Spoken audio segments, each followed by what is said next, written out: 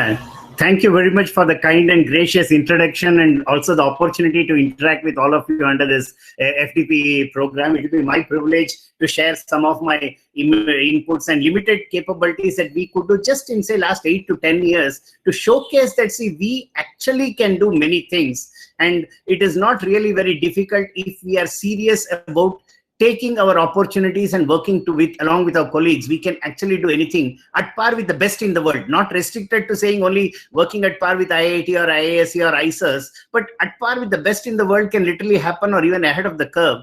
We have to believe in ourselves, and especially in this age of IoT, and the age of automation and the age of connected world, I think sensors and flexible sensors actually offer a huge scope of innovation, and more importantly a level playing field, because the whole world is still evolving in this domain. And so and plus many of the technologies are affordable, and that therefore what I want to showcase is that, see, we can do many things, and it's up to us to make use of the opportunity.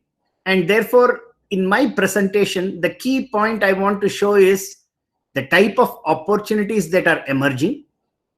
I will maybe not even talk seriously about sensors, because basic sensor, signal conditioning, processing, controlled electronics, embedded system, many people will be talking. I'll only talk on how large area flexible electronics or wearable electronics, what does it mean? What are the opportunities, and how we could do something. This is the crux of my presentation. And the main point I want to again convey is that for once, we have an opportunity to work at par with the best in the world if we work in a multidisciplinary fashion. So that is the key message I want to convey. And so maybe I'll just get started with my presentation, and then we'll move from there. And hopefully we will have discussion or interaction at the end, I presume, because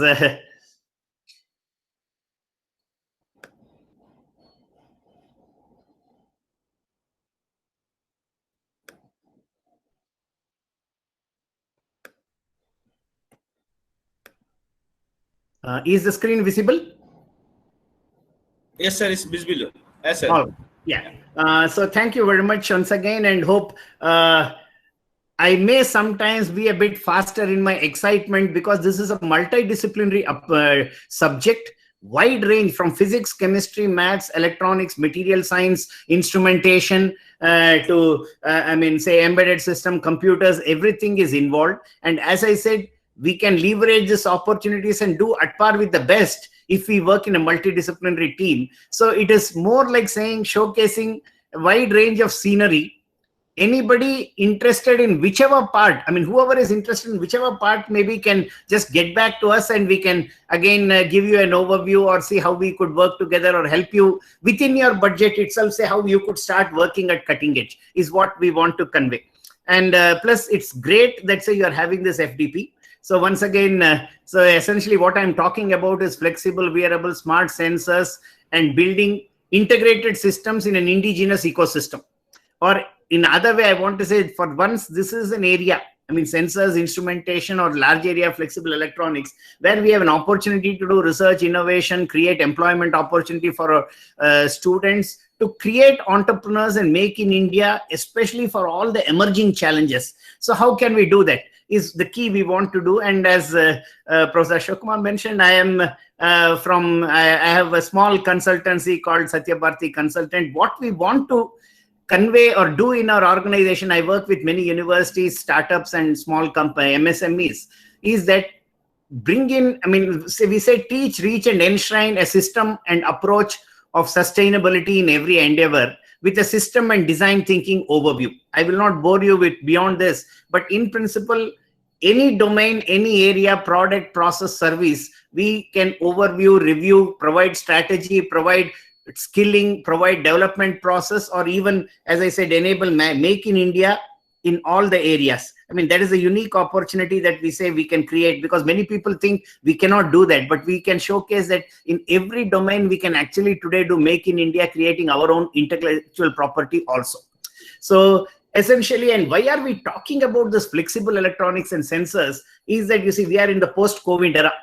everything is changing. I mean, the whole world dynamics has changed, and especially health again is today's, as always, is health is supposed to be wealth.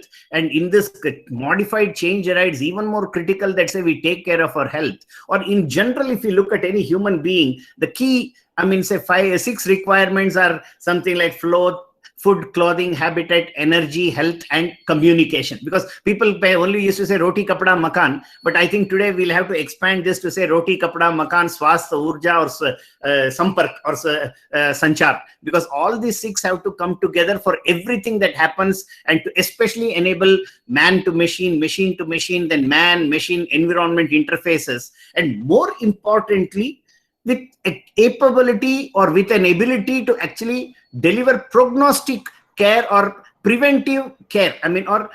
Is integrated health monitoring or structural health monitoring. If it's a bridge barrage, or if it is a human being, it's just prognostic health care or integrated health care. Or if it is a machine, it's prognostic, again, integrated health care of the machine. So wherever it is, putting sensors and systems into them, leverage communication, and then see how do we get that information, and then therefore take care of the equipment or the process or the environment or people even before there is a problem in health. That is where the whole world in this sustainable development era or growth era is looking for.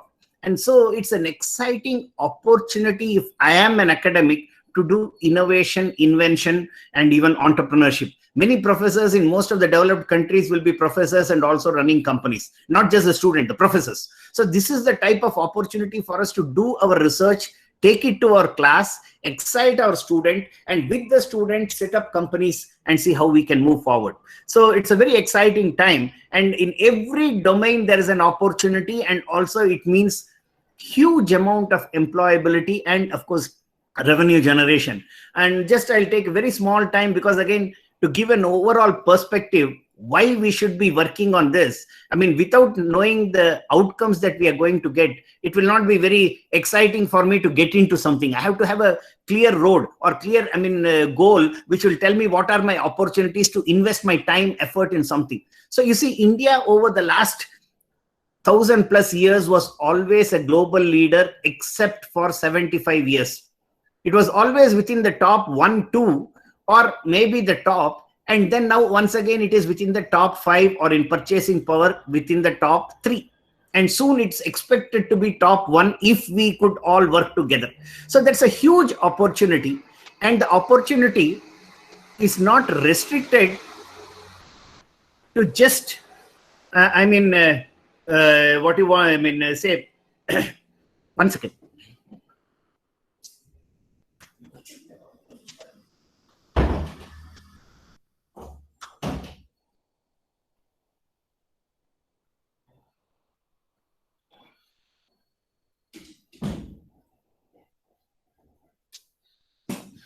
Sorry, there was too much of noise, and so I had to close off some of the windows. You see, the opportunities in a service industry to disruptive technology, in the next 10 to 15 years, it is supposed to be a 80 trillion opportunity. And of that 80 trillion, 25% is supposed to be India.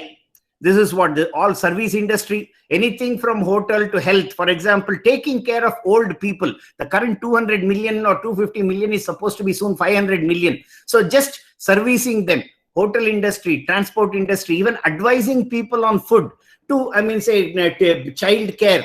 Because now the millennials, we are supposed to have 600 million people in the age group of about, say, 15 to 35. And so they will all have children, and so taking care of them. And education sector, even to enable this, 600 million people for regular education or lifelong continuous education, is a huge opportunity. And already we have 20+ unicorns. I wrote 19, maybe it's 1.5 months old. There's more unicorn already added into this country. 20+ unicorns in the country created. And that will be from, most of them in India today is predominantly service. But next generation disruptive technology is also supposed to be anything from mobile internet, automation, Internet of Things, cloud computing, advanced robotics, automation in vehicles, energy management, printing technology, materials manufacturing, gas and recovery. You see, all this again need sensors and instrumentation. And sensors, and again in all forms of shape, not just flat, rigid, but conformal shaped sensors and systems. And that is why we are talking of flexible and smart sensors today. And so these opportunities supposed to be 20 trillion. Government says in the next 5 years, I mean, by 2024, 25, we will be possibly, 5 trillion. There are other predictions which say by 30 will be 10 trillion. But if we go by this other international prediction and aggregate them, we should actually be a 20 trillion nation. For 70 plus years, if we have just managed to reach about 2.5 to 3 trillion, depending on which day's dollar conversion we are talking of, moving in the next 5 to 10 years or 15 years, from 2.5 to say 5 or 2.5 to 10 or 2.5 to 12, it is sort of saying 400%, 800%, or even saying 1,000% growth. And that mind-blowing opportunity and growth cannot but happen without education, technology, sensors, instrumentation. So we have a unique opportunity to take care of it. And this FDP that you're doing is one of the major enabler, because as we said, everywhere we are going to work towards prognostic healthcare. Integrated structural health monitoring, integrated health monitoring, integrated medical IoT, or integrated smart cities, smart energy, smart water, smart environment, whatever. And all of them will work with, again, including controlling even the space and the space debris, means sensors, instrumentation, and integrated into system.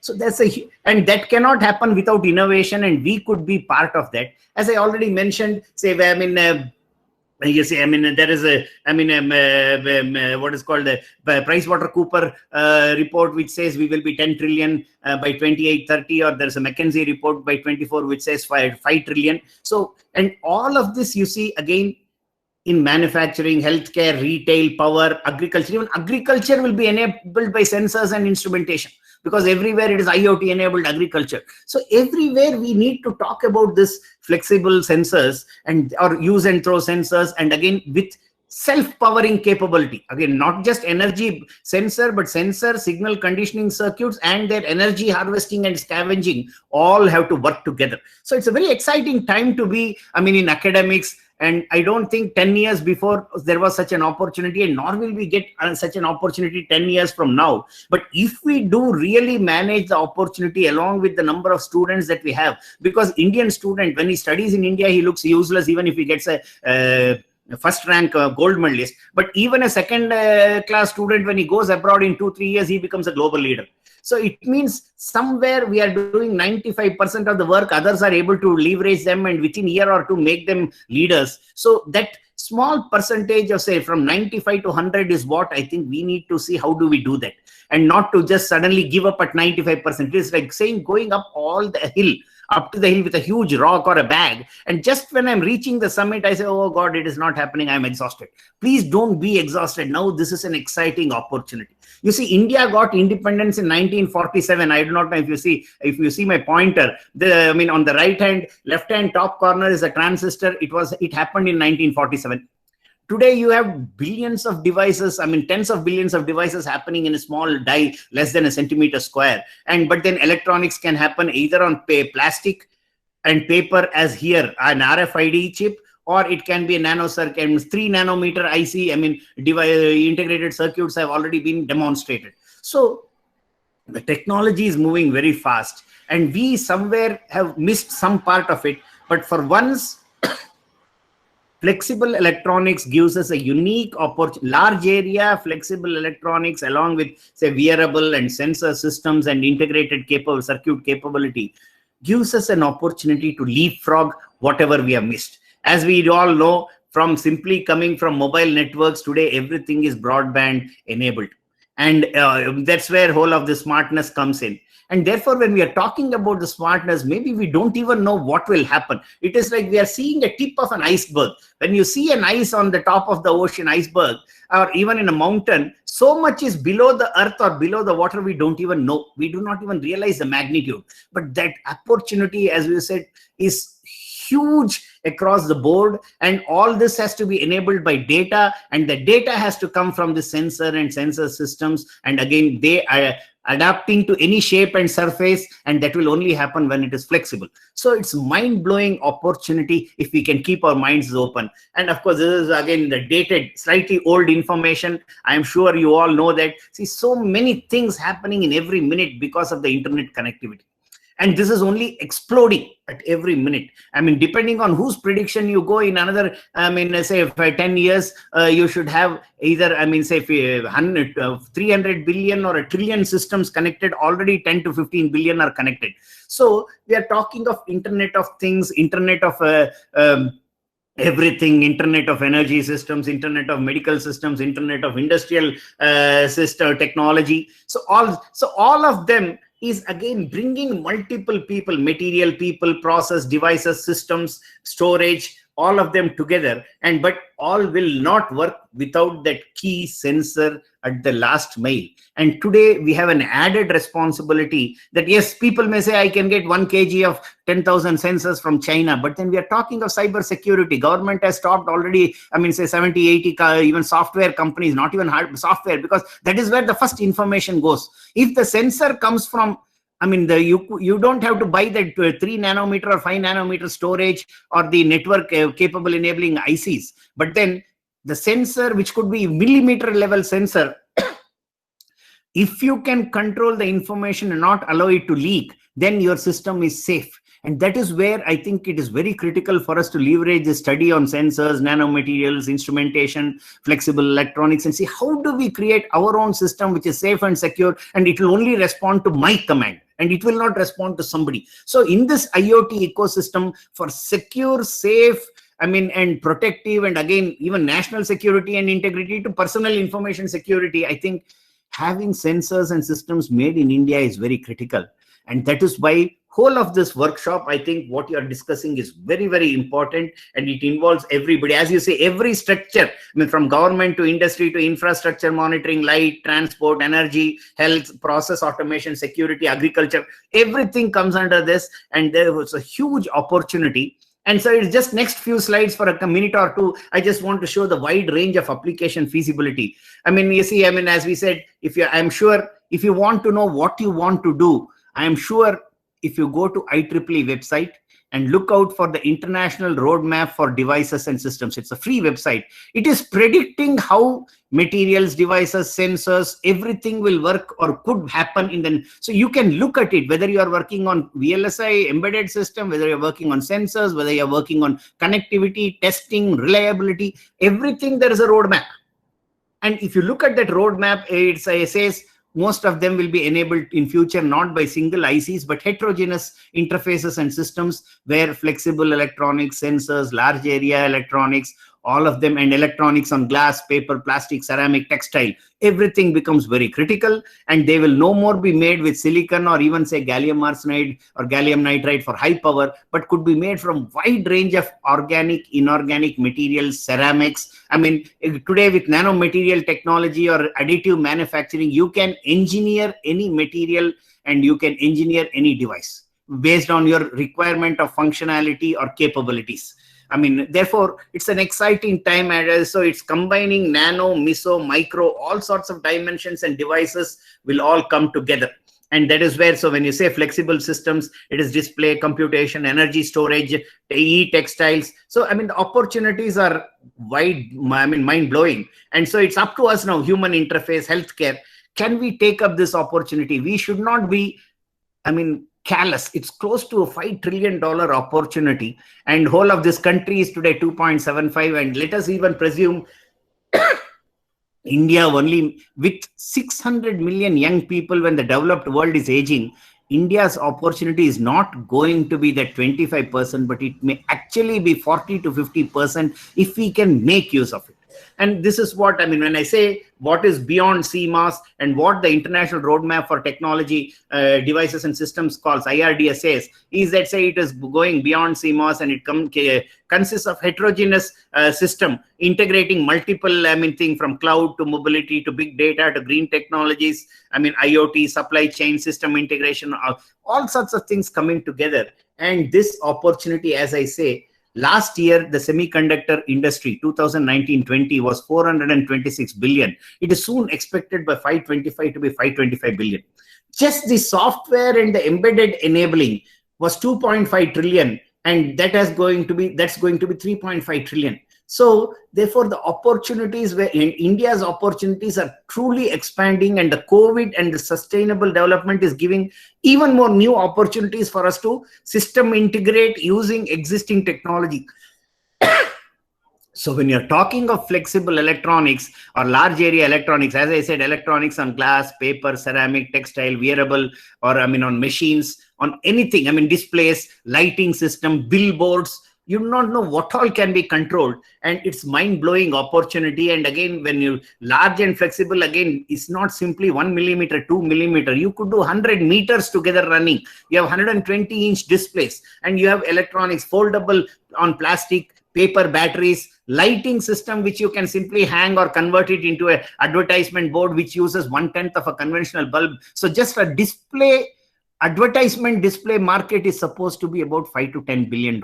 And just imagine if all of our displays were to use less light, and it can be equally visible in daylight and in night. So it's mind-blowing opportunities. And therefore, as I said, I just want to show the type of opportunities we are looking at when we talk of wearable electronics and sensors, or flexible electronics, large area electronics together. They are called wearable, stretchable. Multiple new domains are emerging called wearable, stretchable electronics.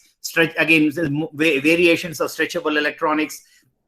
Then you have molded electronics. So into building, into structures, into bridge barriage, into pillars, wherever, or even into your body, you can integrate sensors and systems, and opportunities are emerging every day. And then, of course, electrical mobility is going to come in. So safety, security, again, will be a key. And so it's even buildings, already 3D constructed buildings have happened. Buildings already have a building integrated PV. Now more sensors are going into it for structure and health monitoring of that building, bridge, barrage, and materials. You see concrete blocks floating on water, or metal structures which are as light, so light but yet stronger than steel, are all happening. So it's a multidisciplinary approach, and all of them will have sensors and their associated signal conditioning and monitoring, and in all shape and size. So flexible electronics does not mean only on plastic. It can be a molded ceramic.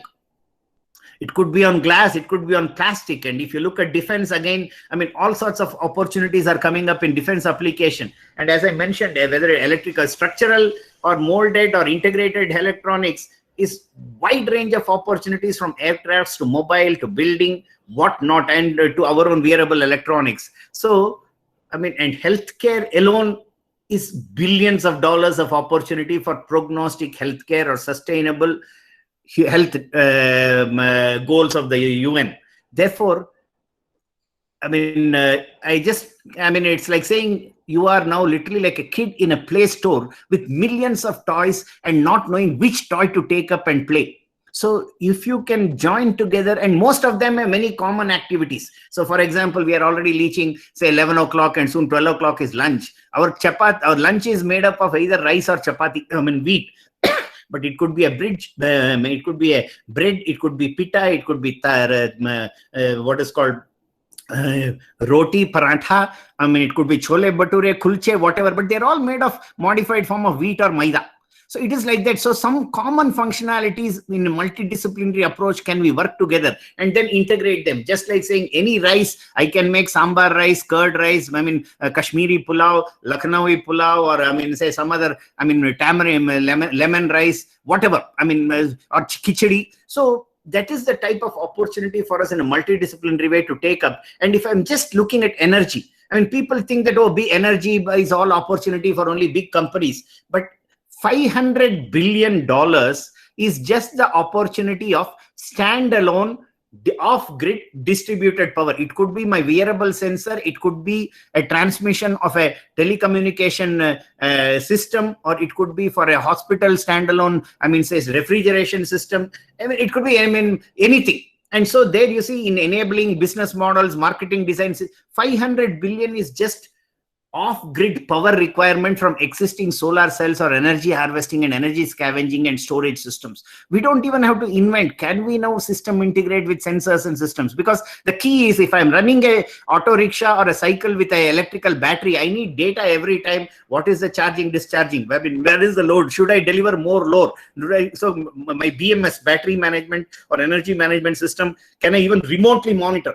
So if it does not have appropriate sensors and systems, and again in all shapes and size, or even looking at the structure, whether it's cracking down on the load, therefore opportunities, as I say, sky is the limit. And so everywhere, when you integrate them ahead of the curve into the system, it will cost you 15%. But if you are going to retrofit, it is going to cost you 40% of the cost. So most systems are looking at retrofit opportunities. I'm sorry to show so many examples, but it is to tell you that, you see, it is not just making the device. Even existing devices, existing electronics can you integrate. And if you can make a device and create security enabling, again with sol gel processors, simple deposition equipments, which I will show you an example available in India, you could do products better than MIT, Stanford, Princeton. And so that is the type of opportunity. And therefore, we could build the whole ecosystem here: electrical, mechanical, computer science, information science, chemical, physics, chemistry working together is the type of opportunity. I will not bore you, but this just says, see how, what is this large area of my flexible electronics or macro electronics, or some people call it flexible and hybrid electronics. It is an electronics beyond the Moore's law, beyond conventional CMOS. India never even spoke about it. From 2019, MIT is talking about it. And for us, the opportunity is $6 to $7 billion in next few years. And therefore, as I said, it involves anything, making on large and flexible surfaces and on curved surfaces using glass, paper, plastic, ceramic, textile. You could make a device which could be a centimeter large, a millimeter large, a micrometer, or even a nanometer. And all of them can be made again in big and small and large areas, even with simple processes like screen printing, inkjet printing, simple deposition, or sol gel processes, dip coating. So therefore, and it's a question of our ingenuity to, as I said, understand materials, understand devices, and the device essentially is either a diode or a transistor or whatever modified MEM resistor, and look at what functionality of that you can leverage for various phenomena that can be sensed. So it's a mind-blowing opportunity, but then are we ready? Are we willing to take up? As I said, it could be smart grids, it could be smart cities. And other key point I want to convey is that, for example, not many people had heard of carbon nanotubes, and though everybody had seen it for 100 years, most people thought it as a dust or irrelevant artifact in the material. But then in 1991, when Ijima observed and discovered carbon nanotube, and from there they started finding its material property and found it interesting. And by 1996-97, the Japanese developed a roadmap as to what all can we do if we could modify the property, if we could get this property, just brainstorming, imagination. And today we are in 2020. At every point in this stage, whether they said fuel cell, display, sensors, IC interconnect, light emitting diodes, they were actually ahead of the curve. Therefore, even if from today, because the whole world is still grappling how to do with large area flexible electronics, there is no set process, set material, set technology, and many of them are, the ecosystem exists in India. Can we join together multiple institutions, multiple departments? First of all, start with your own colleague in your department, then with your neighboring department, then with your neighboring institute. If we work with honesty, integrity, put a proper roadmap and timeline, I think sky is the limit, as I said, for opportunity. This is just to say the type of opportunity Indian electronics is expected. So it is going to be more than 400 to 500 billion opportunity of just sensors and systems, or whole of electronics is going to be $2 to $3 trillion opportunity. New opportunities coming up. So we are an academic system. I am sure, this year's, report is yet to come. The Aishe 2019-20 report says today we have about, say something like 52,000 institutions. I mean, we have close to, 2 million faculty across all the colleges and universities. But then we are not able to deliver anything, and we say our research is useless, whereas the whole world is making use of us, and our students, which currently 40 million, is going to be 100 or 150 million. And that is where working with areas like large area flexible microelectronics, new materials, you simply can make a material with a sol gel process, deposit it on a surface, plastic, steel, ceramic, and if you can make the conductivity and then say what is the effect on conductivity of the material when you have applied a potential with temperature, with pressure, with light. So you have a sensor. So there is no complication involved. You could literally do a mask even with an aluminum foil and maybe make a device and start showcasing applications. Because and the key advantage of large area flexible microelectronics compared to conventional electronics is that conventional electronics is like saying everything happens very fast. Everything happens in a structured material. And that is why today you have devices working at femtoseconds or even faster. But then most of the conventional sensors and devices that we need for IoT need to work in milliseconds, seconds, or even tens of minutes.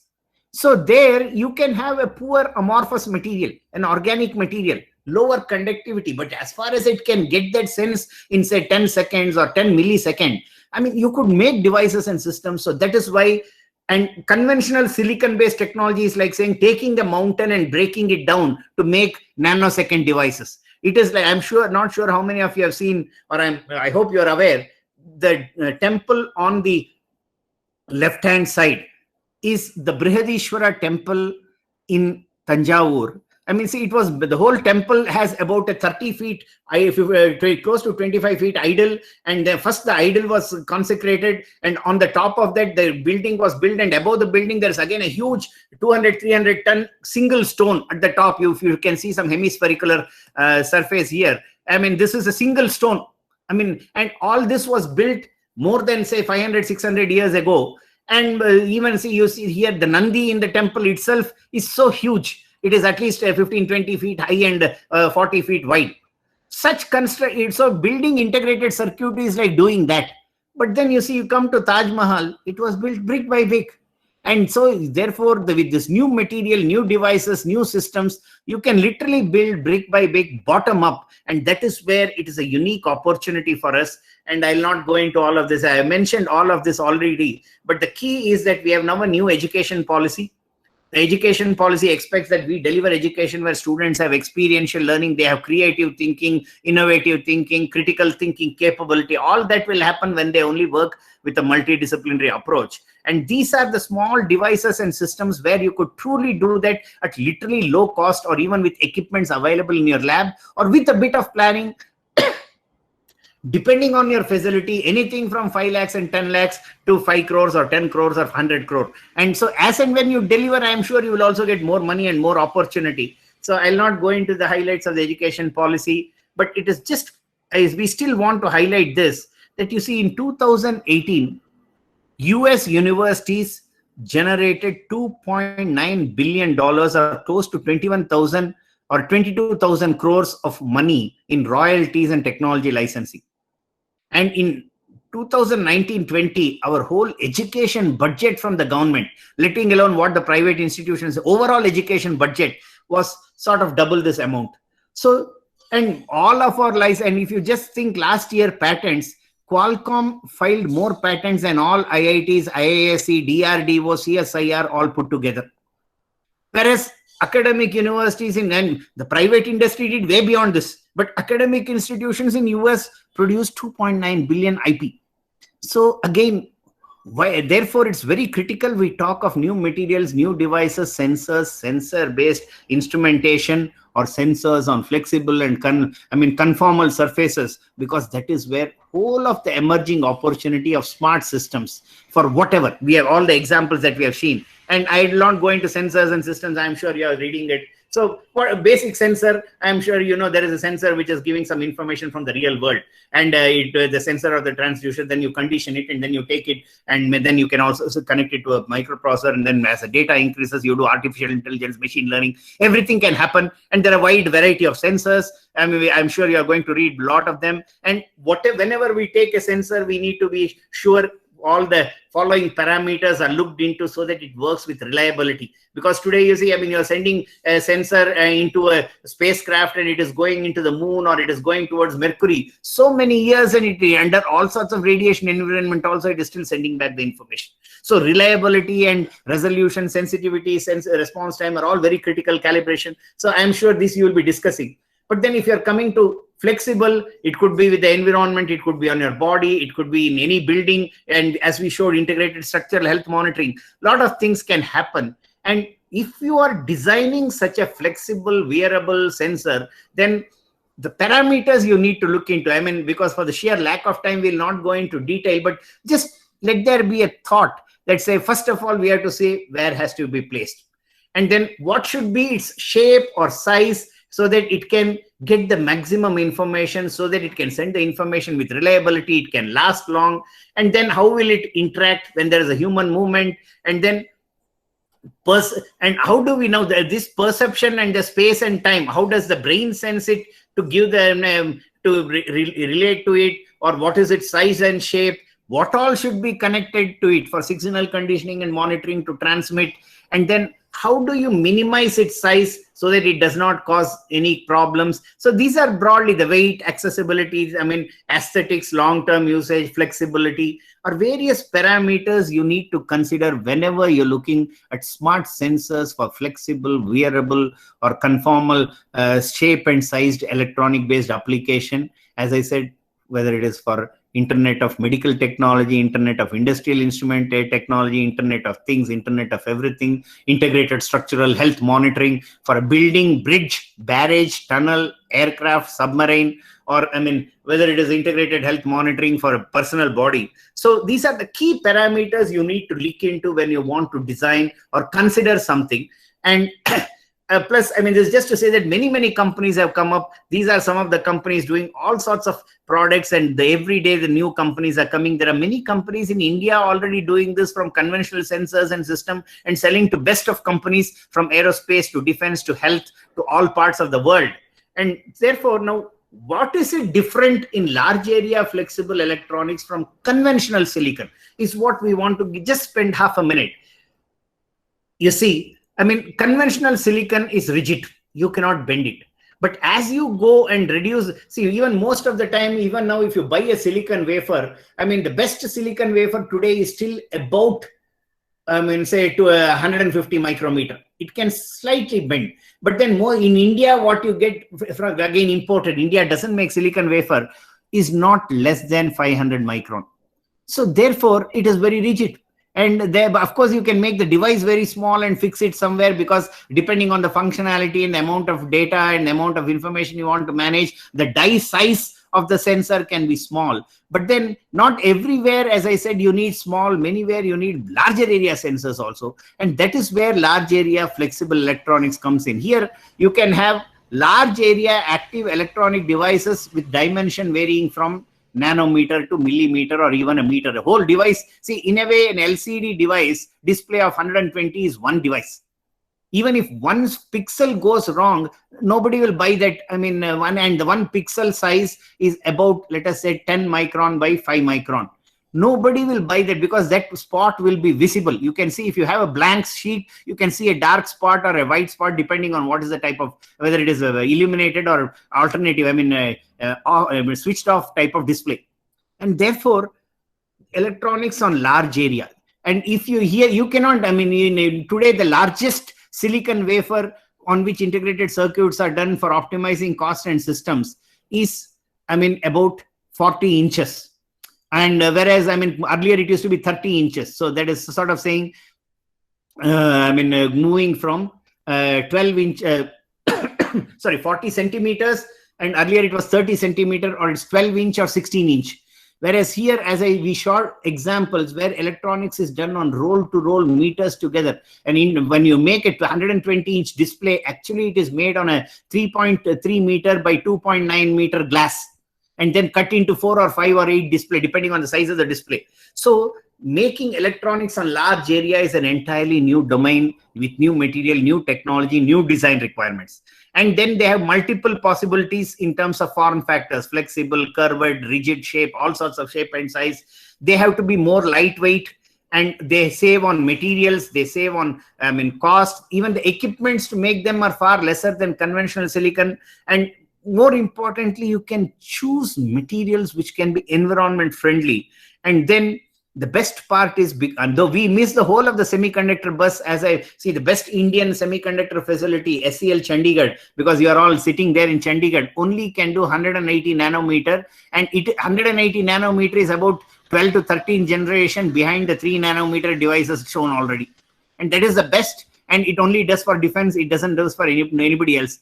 All other Indian facility, if any, 2, 3 more, they all can do 800 micron or 1 sort of millimeter level of capabilities, 800 nanometer or 1 micron level capability, that too only a few. So you don't have any facility, but here you could literally make your own device and circuit. So that is the type of opportunity, and all you need to, and you could work with, again, safe materials like amorphous silicon, polycrystalline silicon, organic molecules, various safe metal oxides, various forms of carbon, or even combine them. I mean, carbon, organic, inorganic, ceramics, and nanomaterial powders, all sorts of possibilities for making devices and systems. So it's a very exciting provision. And as further, it is, as I said, lesser capital cost, that if you develop some of this technology, you yourself could set up, or your student can set up a company which will do sensor and the integrated circuit as a complete system. I mean, just with a few tens of crores in Chandigarh or Delhi or Mohali or wherever you want to. So that is the type of opportunity, and that's what we want to showcase in our examples of, say, how this can be happening. And therefore, it's a huge opportunity. And as we said, whatever we do, essentially the sensor and its capability should broadly look at either activity or prediction or diagnose something, or look at anomalies or give warning. These are the broad parameters, whether it is for machine, whether it is environment, whether it is human being. These are the things these sensors and systems have to enable for us. And then the best part is, these electronics, you can make them in different, or you can make them one upon another, or you can fix them together. And therefore, it is in a modified way. Vertical systems can be more easily built. So right from energy generation, energy storage devices, from that, and from the storage device to the driving electronics, and from the driving electronics to the sensors and actuators, or whatever you want to activate, can all be built one upon another, either through additive process or simply building 4 different layers and bringing them together. And then the whole thing could be, again, less material, less costing, done all at room temperature or different temperatures and integrated. So whole energy budget can go down. So opportunities for in this system. And as I said, again, building the sensor and the sensor actuators, control system, conditioning, all of them, if you say, can be done within the same plate with varying technologies, and simply with screen printing and inkjet printing. So, or this is one more example of a flexible hybrid electronics, from displays to solar cells to sensors to memory, battery, all on a plastic sheet, showing what is this flexible hybrid electronics is all about. And applications, as I said, is mind-blowing. And from low-cost technology to high-cost technology, from connected cars, smart building, remote health, waste management, mobility. So you see, just as I said, anything and everything can make use of them.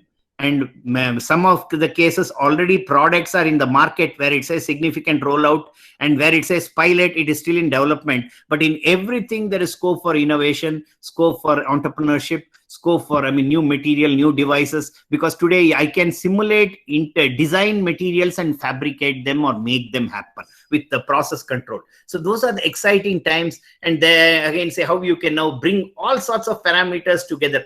So new information processing technology, conventional semiconductor, all can come together. So microelectronics, macroelectronics, flexible hybrid electronics, to even vacuum nanoelectronics can all be integrated to give all sorts of information and systems for sensors and flexible system also, or for any conventional process, but exciting. And then, as I mentioned, when I say roll, this is, for example, I mean, say a huge glass, I mean, about 3.37 meter to 2.94 meter.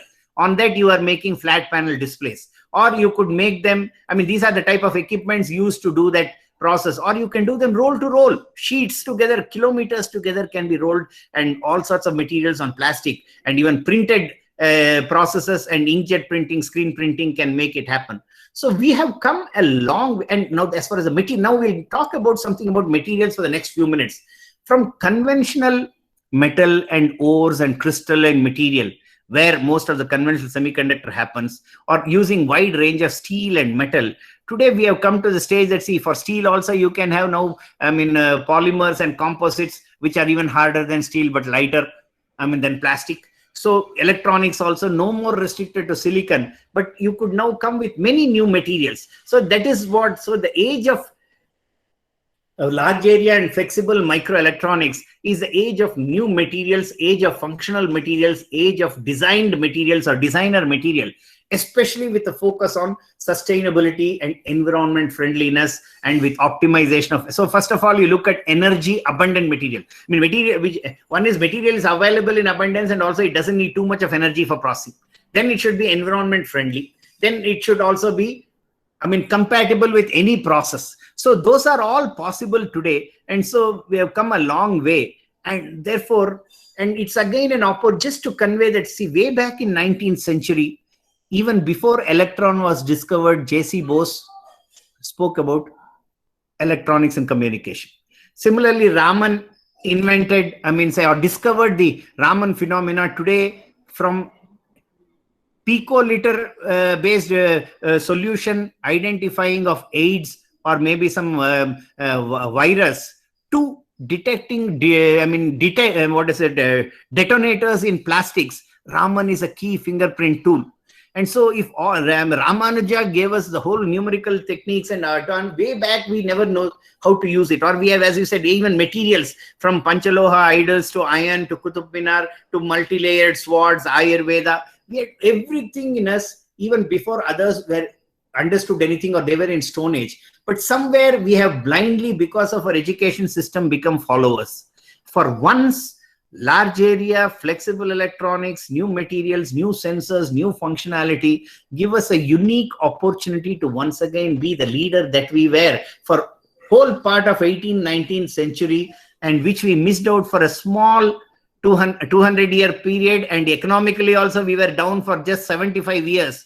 So this area gives us now an opportunity to do that. And again, you don't need to use very bad harmful material. Just use carbon, just use silicon, just use alumina, titanium dioxide, zirconium dioxide, zinc oxide, and various formations of stable quality organic materials. And within them, everything that you want to can be engineered. For example, you could make literally even a fine sharp aluminum blade, and or maybe a copper or stainless steel, mild steel blade, and coat it with a diamond like carbon coating of 5 to 10 nanometer. It will work as well as a huge stainless steel scalpel. It could even be done on a thermoset plastic. If you can make it, say 10 micron of, you can make a knife for incision for surgery. So each time you do, you use and throw, no contamination, lower cost, faster process, and the whole thing can be even reused, melted. So that is the type of opportunity materials is offering. So all I want to convey again is that I will seriously, as I said, not talk about sensor per se, but saying how from material to devices and combining mechanical, electrical, electronics, physics, chemistry, maths, chemical engineering, we can actually develop material devices, sensor systems, and the whole of the next generation smart systems. Are we willing to work on it? This is again saying, therefore we don't. And as I said, working with the conventional semiconductor is like saying traveling everywhere with a rocket. Do you need to travel everywhere with a rocket? I can walk, I can cycle, I can go by an auto rickshaw. I can go by, Maruti, I can go by, Mercedes, I can go by a lorry, I can go by a bus, I can travel by flight. Depending on my requirement, I can do. And that is what these new materials offer us the opportunity. Because as I said, all the materials with conventional silicon will already start working at micro, nano, femto diamond. But then many of these devices are responding in millisecond, microsecond, or maybe seconds and minutes. So we can use defective new materials and make devices in any dimension. That is what is the excitement, and that is what is the key about this. So when you're talking of flexible electronics, you can take it for guaranteed that you're not talking of conventional silicon, conventional 2,6 or 3,5 compounds, which have been used for the last 70 years of electronics. Because as I said, India got independence in 1947, the first transistor was invented. But then today, you can now make the same diode, transistor, or any functional material with any property, combining atoms and molecules. Please take safe atoms, safe molecules, and develop structures. And by combining atoms and molecule, when only a few atoms are joined, you call them as amorphous materials. If they are joined together with a structure beyond 2 or 3 nanometer to 200 nanometer, typically it's a rough definition. You're talking of nanocrystalline material. If these dimensions are from 200 nanometer to 100 micron, you're talking of microcrystalline material. If the dimension of the atoms and their structure extends beyond 100 micron to a few millimeters, you're talking of polycrystalline. And if it is beyond that, you're talking of crystalline. But then this gives you a huge ability to engineer materials. Plus, when you grow these materials in 100 nanometer, 200 nanometer, 5 nanometer, you can grow them alternate materials one upon another, again to engineer materials. So that is why, and therefore you can engineer the optical property, electronic property, transport property, strength of materials. All sorts of things can happen, and that is what is all about nanomaterials. As you change dimension, you can control electrical, magnetic, optical, superconductive, mechanical, supramolecule, or even biological activity. And therefore, and plus you use 1 by 1000th or 1 by 10,000th of a conventional silicon-based material application in these devices. And you essentially use either a thin film or a thick film. So thick film means that you already make a preparation, you spread that material and allow it to dry. You are making a thick film-based device, like making a silver paste, a zinc oxide paste. The material property is already defined. It is put in a binder and you spread it and make devices of today. Screen printing allows me to do up to 5 nanometer. So, or inkjet printing allows me to do up to 1 nanometer. Then, 5 micron or 1 micron. So that is screen printing based devices and circuits where the material formulation is already defined. But if I want to newly engineer material, bringing in any atom, any molecule together, then I work on something called thin film. I bring atoms and molecules together on a surface, make them integrate, and create new material of my choice by design, by process control. Then I am dealing with thin film. Again, this can be done with solutions, dip coating, spin coating, screen printing, inkjet printing, chemical vapor deposition, physical vapor deposition, and a hybrid of all of this. So we'll not go into all of this. It's beyond the timeline available for us. But the key is that this ability to engineer all of them, either in atmospheric pressure to various conditions of vacuum, today gives us a huge capability to design and engineer materials and devices. And here we can choose materials like amorphous silicon, nanocarbon, metal oxide, or polymer or organic materials. And see, for example, I have just worked with carbon at room temperature. We have created materials which are as hard as diamond to materials which are as conducting as graphite on 100, 200 nanometer at room temperature. Same thing you can do with zinc oxide. Zinc oxide, well, conventionally, or say tin oxide. You could, many other metal oxides today. The perovskites again are all prevailing nowadays. So from piezoelectric to semiconducting to, thermo EMF, all sorts of things can be done by varying material. Or you can add this polymer powders into, ceramic powders into polymer and create new material. So which could be very environment friendly, very less material. That's why I said, if you are wanting to talk about large area, flexible electronics, smart sensors, somewhere you cannot but forget materials. And when you look at new materials, you need to now work with a multidisciplinary. I cannot say, oh, I'm an electronics engineer or an instrumentation or embedded system person.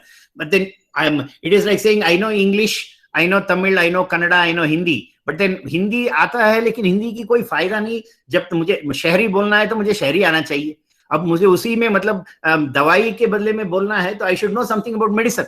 Or if I have to talk about politics, then मुझे I should know, आजकल की व्यवहार क्या है उसे बोलने. Without knowing that subject, just knowing Hindi, English doesn't help. So it has to be a multidisciplinary approach. Then we can do multiple things. And when you do, some of these sensors are typically, if you're a diode or a transistor, I'm sure you all are aware today, within this diode and transistor, maybe there are 2000 variations which are used in integrated circuits. And the simple diodes and transistors that are used in flexible electronics, the transistors could be again of broadly 4 types: staggered, inverted, coplanar or coplanar. This is just to say what it could be if it is a, so you have a substrate which is in purple color. The white color region is a semiconductor. So then you put 2 contacts for source and drain, then grow a dielectric, and an insulator and a dielectric. So what you have is, therefore, you have a whole and a semiconductor can be grown on the top of it. And so you could have coplanar TFTs, inverted coplanar, and so on. And then you could do all associated circuit. So it is beyond the scope of discussing the detail, but all I can say is all this device fabrication, their measurement systems, and even their integration facilities we have made locally. For example, a normal transistor, of course, external market transistor you all do teach in engineering. But then if it were a fabricated device, IIT, IISc used to have measurement systems which used to cost 50 lakhs or even the cheapest about 20 lakhs. Today, we were able to work with Ambala companies and develop a 5 lakh equipment which can even control the heat of the device. So I can use at varying temperature. I can measure a device with 4 probes at micrometer precision and with controlling. So those are the types we have developed locally to say that, see, first year students in BMU and RVC, we introduced device fabrication and measurement of sensors. That is, so combining experiments between physics, chemistry, mechanical, electronics, engineering, design, and electrical engineering. And so if they have 15 experiments, 12 experiments will be whatever as per the subject. Then remaining 3 will be integrating. So they will one day go to physics lab, one day go to chemistry lab. Let's say start from chemistry, make a solution, physics, make a device, and go into electronics, mechanical, and say measure appropriate properties of sensor and system. And also use computer science to say, how do I now activate it with the embedded programming? So it's saying that this is just to say how the device will perform. And today there are again a lot of software to do all of the simulation, and even freeware. If I don't have anything, I could use a software like AIM-SPICE and literally simulate my device or material at no cost. And then once I go to high, and similarly you can do with organic or inorganic materials. So and these are some typical device equations. And so you either use a diode or a transistor. And as I said, you can grow them in multiple ways through spin coating, dip coating, in all sorts of ways. This is just to show how you could create nanostructures by some of this. I'll show you some examples of what we have done by simply dip and taking out and creating nanomaterials or nano patterns, just saying that, see, these are, so it's a question of now just patience, chemistry, physics, electronics, mechanical, all sitting together. And you could create all sorts of even nano masks with this nanosphere lithography technique. As I said, I will show you later. Just for this lack of time, I will not, but then these can be plasmonic sensors. This could be future photoelectronic, lasers also, so laser sources have emerged, have been demonstrated. Such things can happen with this plasmonic structure. And we could do all of this within our labs. For example, this is an example of how we just took polyester balls, put them in a liquid solution and distributed on a surface, then deposited a metal with physical vapor deposition. Later, when I remove the polyester balls by putting it in an ultrasonic agitation of IPA, all I'm left is triangular patterns of metals. So this is just to say that you can create all sorts of patterns with technology like nano-imprint lithography, even in our own, with minimum technology. You don't need to have sophisticated technology. I'll not go into too much. And then you can actually make sensors. So where you earlier needed milliliters, you could just with a picoliter now have, Ebola or a HIV sensor. We did a project when I was in Manipal along with our virology department to showcase some of these applications. So this is just to say plasmonic structures for solar cells to sensors to LEDs to possible lasers and optical integrated communication circuits can happen. And so these are the type of opportunities and so they can be sensor, they could be whole sort of electronic systems that can happen. And for example, these are again vacuum nanoelectronic devices that we had developed by growing the same pattern. We made electron emitters, and the electron emitter, when I apply a field, emits electron under vacuum. So I can now control current in micro or nanometer, and I'll show the example later. But whether it is lighting system or whether it is an X-ray source or whether it is a microwave source, if conventionally they were in 1 foot long or meters together, now I could make them in millimeter dimension, or a whole X-ray source could be battery operated in a pen size. So, or lighting source which will give more light than LED. So all sorts of exotic possibilities come up, say whether I do vacuum nanoelectronics, as I was just mentioning. So I'll not go into all the detail. One example of vacuum nanoelectronics using this flexible, say, or large area electronics, instead of a CRT, I could now have millions of electron source, and the electron source will give electron emission, and so the display can be small.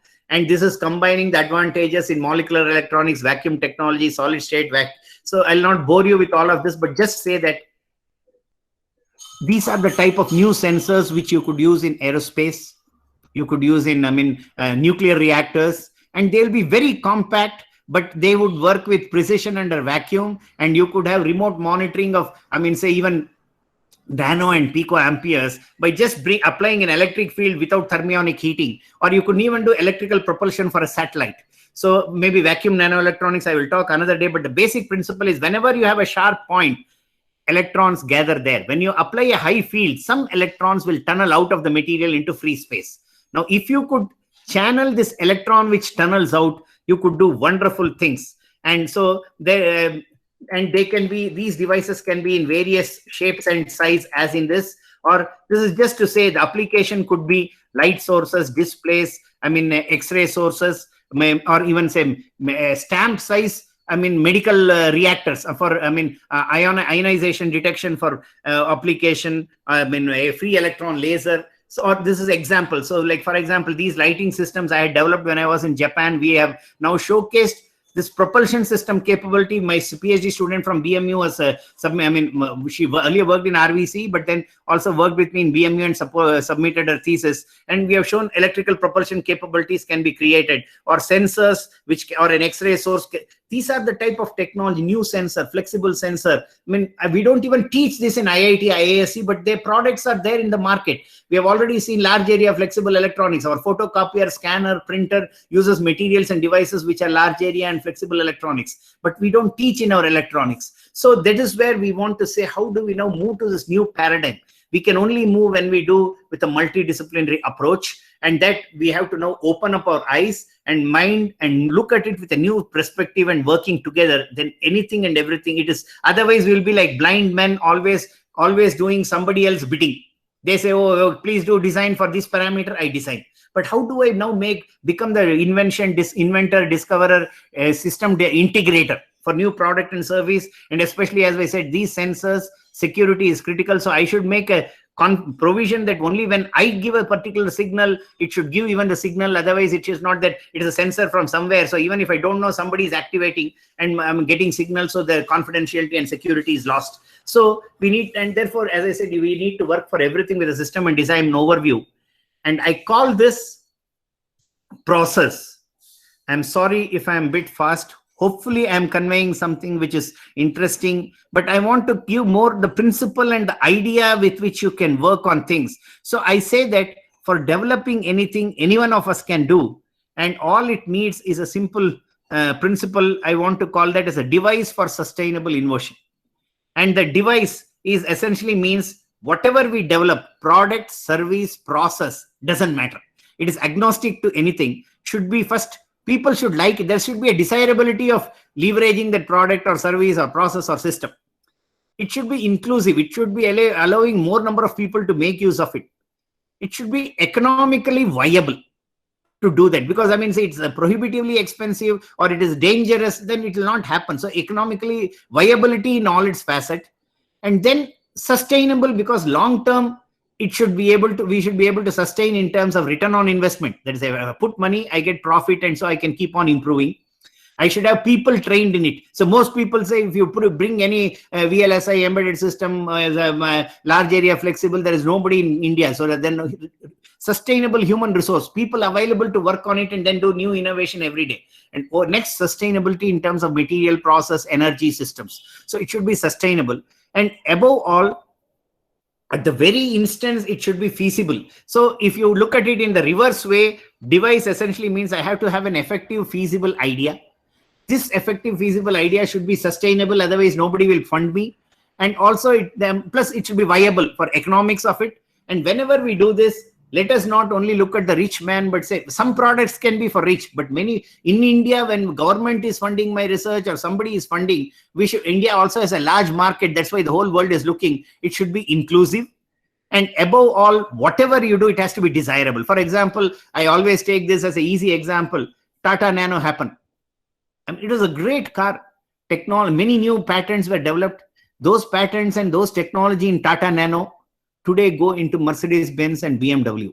But Tata Nano production has been closed. Because maybe it was, the desirability was not created. India is aspirational. If they had said, this is the most sustainable, environment-friendly car that we are developing for Europe, maybe everybody would have bought it. With all good intention, maybe Mr. Tata said it is a car for the common man. So now everybody wants to be rich, affluent, smart. We are, an aspirational society. So nobody wanted to buy it. And of course, there were some initial hiccups, but partly even because I also want to show I'm growing, I'm moving forward. So the desirability was maybe not rightly created.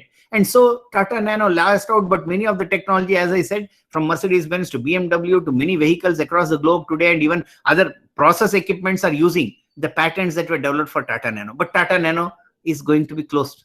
So therefore, I say, if you want to work on innovation, please, when you think of any product, process, service, system, look at it as a device. And this device happens only with multidisciplinarity, from economics to commerce, English to, sociology, physiology, everything. Everybody has to come in for a product to be viable, attractive, or again, usable, user-friendly. So therefore, again, the insistence on saying, if we do things with a multidisciplinary approach, we could be innovating. And again, with a bit of thought on all this 5, anything and everything can happen. And as I already said, therefore, there's a huge requirement, especially sensors, sensor signal conditioning and monitoring, enabling for flexible large area electronics, as I said, is a already 200 to 300 billion industry.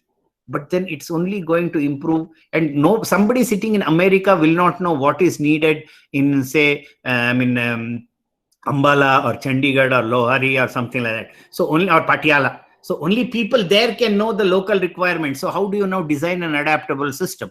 So most functionalities are same, but something has to be adaptable locally. So both global and locally viable product system. And therefore, it's a unique opportunity for us. And we can make that happen only when we can make our education system a joy. Can I excite my student? Student comes to engineering, MBA, BBA, BCom, whatever, with great excitement. But within the first semester, because of this constraints of syllabus, delivery requirements, or maybe inadequacy of faculty, we teach and do it in such a way that the student knows, oh, इधर तो कुछ पढ़ना लिखना नहीं है, मुझे समझना नहीं, number लेना है भाई, कैसे number लेना है?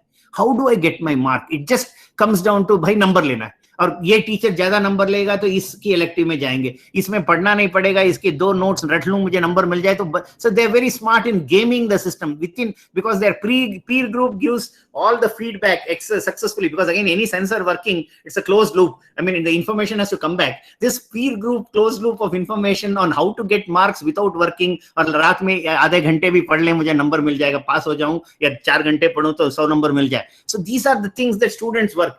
Now we should make them come out of that mold and deliver this education for the 20th century. The national education policy of not just information and reproducing of information, but creative thinking, critical thinking, analytical thinking, out of the box thinking, thinking for society, product and system and design thinking, overview. It has to happen. It has to be experiential learning. So we need to leverage these opportunities and excite them in the very first semester. Saying that, you see, even in the first year subject, usko ye nahi lagna hai first year to pass hona hai. Saying whether you are studying economics, commerce, mathematics, engineering, doesn't matter. Your first year fundamentals are the key. This first and second year domain fundamentals. After that, rest are new. They will be they'll be changing every 2 years, 4 year, 5 year. But these fundamentals don't change. You need to interlink them for any product, system, design, any requirement again for service is something and make them exciting. So they create the joy of learning with a multidisciplinary experiential opportunity. The onus is on us. And as I said, sensors, flexible electronics, instrumentation linked to IoT, smart energy, smart water, smart whatever, offers a unique opportunity at a low cost to make them happen in our classes. So, I mean, I would want to call that, see, whatever, I mean, your program, whether it's a 2-year, 3-year, 4-year, whether you're teaching bachelor or masters, make sure the first at least quarter, you excite them about their subject and also make them remember all the others peripheral fundamentals that they have studied and say, this is what is exciting when you study this domain and you can make new things happen. Let him get excited. Maybe the second quarter, whether it's the second semester or the second year, let them learn some more core domain fundamentals and know how to design functional rudimentary product or service or system or, I mean, or develop interfaces, whatever. And then in the remaining period of their programming, they should be able to leverage these fundamentals and go to their, I could be in mechanical engineering, whether I'm interested in music, whether I'm interested in aerospace, whether I'm interested in race car, whether I'm interested in medical, whether I'm interested, I mean, in again, electronic systems. I should be able to leverage my mechanical engineering and electives to develop some product or service, at least in simulation, and get excited about my subject. Because that is what the national education policy says. You should have, you are no more restricted to just information, but you need to go beyond. So how do we create that is a challenge. So I would want to say, can we first create the joy of learning? Then that is excite them about the domain that they have got into and how it links to the other subjects that they are studying or what they have studied earlier or to the society. Next, how now you can use the core equations and fundamentals in this domain to make something happen. Or then next semester, actually do them choosing appropriate electives or even open electives. It could be a nano elective from MIT, Stanford, or it could be from Harvard, and or it can be from Cambridge or Tokyo Institute of Technology or say Sydney. And say then learn them and say now you make something happen. So create the joy of magic of learning or magic of engineering or magic of making things happen finally from your knowledge. That has to be created, and that is why again we said experiential learning. And again I want to emphasize, like a parrot, the sensors and instrumentation actually give you, because as I said, you simply take tin oxide powder or zinc oxide powder and mix it with HCl and with appropriate water, and you can make zinc oxide or tin oxide. It's a transparent solution. Depending on level of tin and level of oxygen, it can be a conductor, a semiconductor, or even an insulator. So I mean, and so you are creating a sensor with all variability just with one solution of, say, taking, say, a titanium chloride and HCl of tin oxide. Tin chloride and HCl tin oxide. If you're doing titanium, then you will get titanium oxide also. So zinc, similarly, you can zinc chloride and HCl. So that's saying the water will cause the oxide formation. So therefore, this we have always known. Experiential learning is the key. That is what is again emphasized in the national education policy, but that has been said time immemorial. I mean, Confucius said, I hear, I forget, I see, I remember, I do, I understand. The same thing Chanakya said, Siddhir Bhushayati Vidya. I mean, the crowning glory or the key benefit of knowledge is effectively using it or implementing it or making something happen. So that is what education is supposed to be. But unfortunately, we are now giving all the information. But in the age of IoT or age of, I mean, like ICT, at the click of a button, I get an information. So why should I want that information from my teacher? I only want to know how to use that information. And that is where, again, as I said, the sensor and signal conditioning with appropriate are one of the best ways to do exciting sensors instrumentation for any area of application. And therefore that education broadly, I would like whether you are in an affiliated system, whether you are a standalone university, whether you are autonomous, I am sure everywhere there is going to be core domain subjects and then advanced subjects. Can you see how link all of them to make assignments where things can happen at low cost or only through simulation, and then if necessary, if it's lower cost, some product or proof of concept. A proof of concept need not be expensive. And so I say we can do this with this principle of 5 indriyas or the 5 eyes. So your first year, give enough information and some experiment activity so that they get excited and start asking questions, inquiry. inquiry with more assignments and activity of should make them now get inspired or become innovative or ideate, create new ideas. And then as they go to higher semester, whether it is actual hardware or software or fabrication, they should be given opportunity to implement. But whenever you are implementing something, even while start with a system and design thinking overview, so that there is an impact on return on investment, there is an impact on community, there is an impact on ROI, and so everywhere, and all of them lead to again growth. And because you see, as more and more automation happens, number of people required will be reduced. But if we develop the material, the device, the system in our institute, we work with local MSME, then we do a better product. The MSME or your own student sets up a company. That product grows, then he becomes an MNC, he grows it across the globe. Only then job opportunities will happen. That's why entrepreneurial capability, innovation, critical thinking are all very critical. And in the age of IoT, the lowest common denominator or the least that we could do, which could give maximum benefit or output, could be the sensors, and sensors which are flexible. And therefore, it's a huge opportunity. And now I'm just showing two examples of institutes where I happen to, I'll just finish in under 5-10 minutes. In 5.5 years or in 3.5 years, we were able to, or the two combined in 9 years, create 1,000 crores of infrastructure. For example, change for about 2,000 students their average salary of about 2.5 lakhs to about 7.5 to 8 lakhs average salary for about 2,000 students who pass out each year. Or create 75 industry-based labs where industries invested close to 300 crores in just private institution. One was an old institution, 45-year-old. I had the opportunity to work for 5.5 years. Other was a brand new university, and in 3 years we were able to create something worth 700-800 crores plus. So how, and that was done by linking whomsoever was there, linking each of their proper capabilities, and based on that, strategizing our investment, creating infrastructure and linking them with student activity, giving student unlimited access to the facility and making things happen. So therefore, as I said, in RV College of Engineering, we could make a lot of things happen, and these are just to show how in 5.5 years from just about, say 3,000 students, we grew to 7,000 students, or faculty moved from 280 to 450, or we moved from about 11 to 13 PG programs and one section each to 2-3 sections each, so sort of doubling, tripling, and similarly PG 14 to 22. And in the same 5.5 years, we had all the programs accredited because many of them were running for long. Others, master programs already in 4 years had matured to be accredited. And even more, Government of India chose RV College of Engineering. For India was an associate member of the Washington Accord. I'll not bore you with all the process. Maybe some of you are already aware. Then India's accreditation was not recognized as equivalent to accreditation in, say, Europe or America, Singapore, Japan, say Switzerland, or say Australia, New Zealand.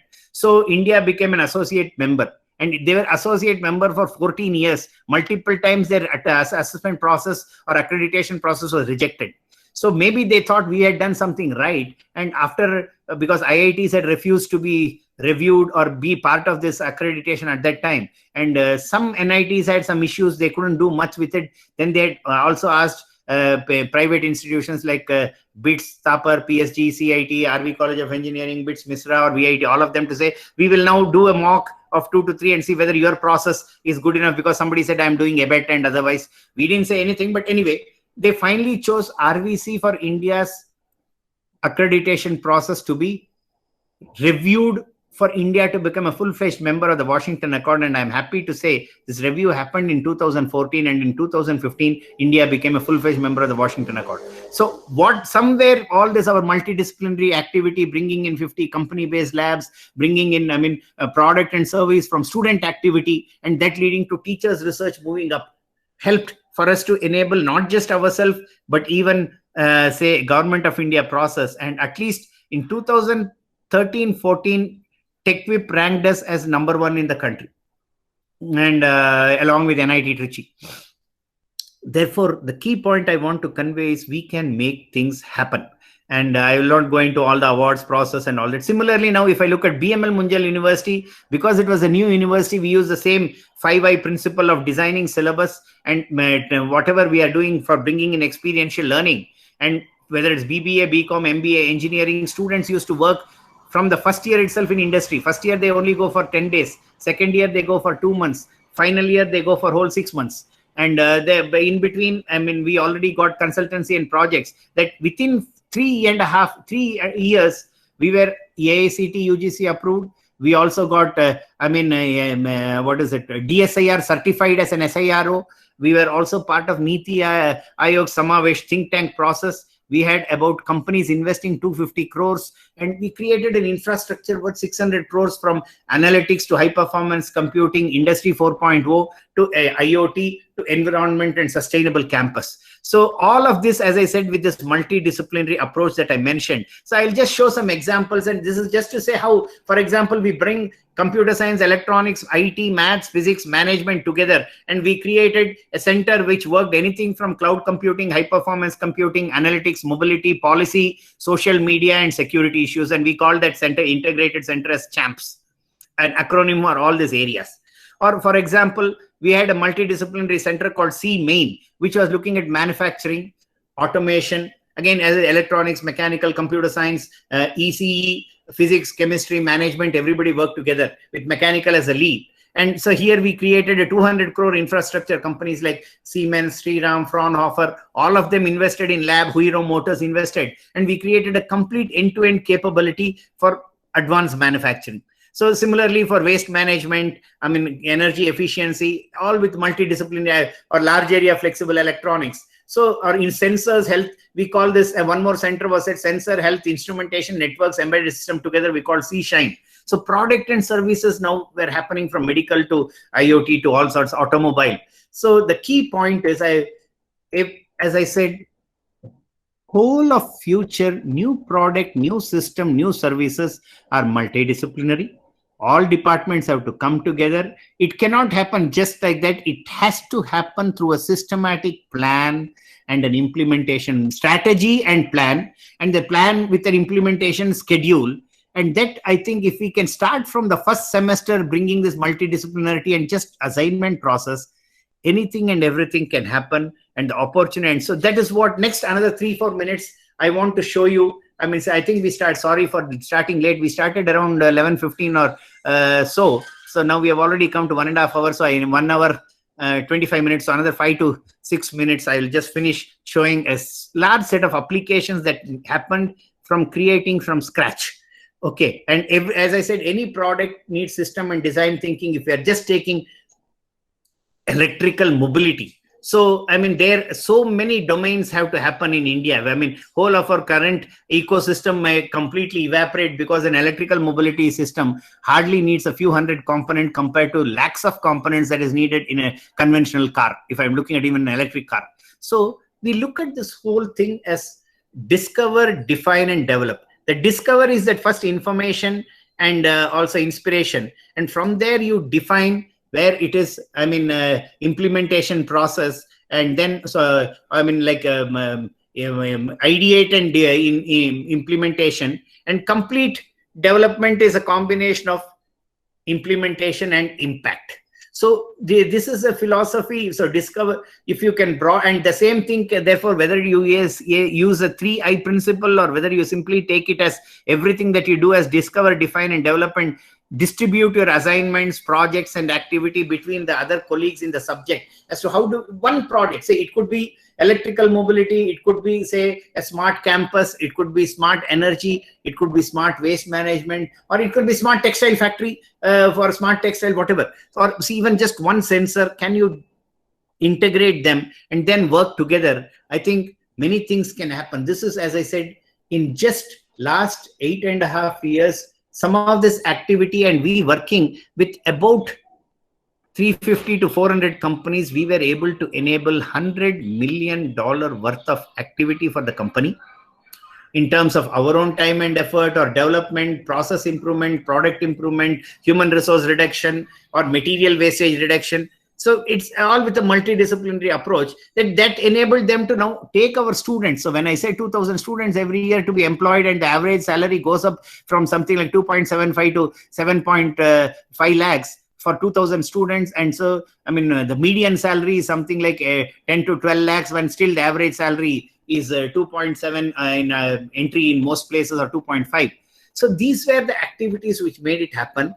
And therefore, if you want to do innovation and entrepreneurship compared to conventional, then sensors, flexible electronics is a huge opportunity. And this is just to mention some of the companies that had invested in labs and systems in the organizations that I worked in, just some numbers. And this is like, say, from India's first Pico satellite to a race car that ran, solar car that ran a 3,000-kilometer rally in Australia, to India's first UAV, to quadcopter, to a UAV which won the NASA's Best Design Award, because this whole weight of the system was about 600 grams, but it could actually carry close to 1.8 kilograms of weight effectively. So won a NASA Best System Design Award, or various other vehicles. This just, and all of this started from school assignments. First and second semester assignments and projects of just understanding it, bringing all subjects together. And for example, the solar car then went into a next generation, and many aspects of driverless car, all this was done. And as I said, our investment in this 5 years of the 2 car running the race was something like 25 lakhs from the college side. Companies invested effectively 3 crores. Because after each stage, from design stage, we went to different people, and whenever at every improvement, we went to somebody. So companies invested, and the projects happened without even investment. So this is, for example, because we are talking of large area flexible electronics, a complete facility where from material simulation to fabricating devices or small functional conditioning circuits along with the sensor can happen. And this is a lab in BMU which I created in about 22 months. And similarly, a facility with even more other additional material and additional design development capability happened. But that lab was not as good as this, but slightly superior, made even in RVCE. And this lab, you can start from material and molecular simulation to fabricate devices, and also scale up for production, because all the process equipments were designed and made in India.